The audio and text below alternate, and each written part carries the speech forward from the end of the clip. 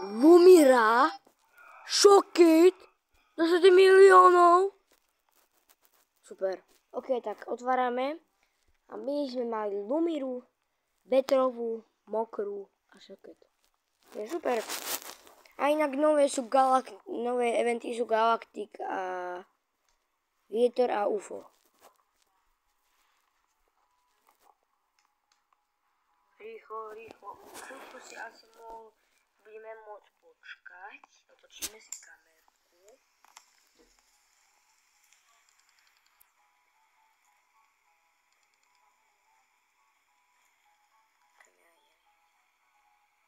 Ako sa to je dosť ťažké ovládať.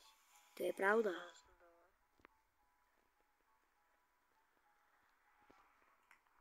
Rýchlo. Fúha, OK.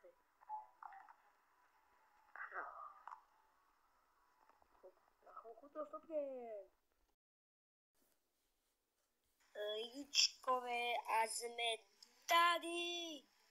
Vyťahám Ludmiru.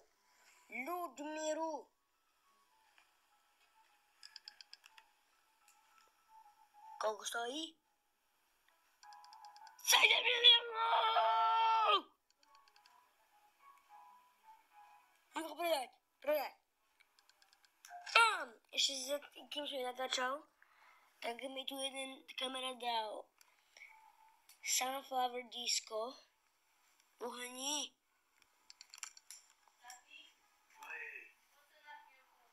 Koľko stojí? 229 miliónov! OK, tak tu si asi nepredáme. Tak, to máte. Naša Ludmira stala 7 miliónov a 900 000.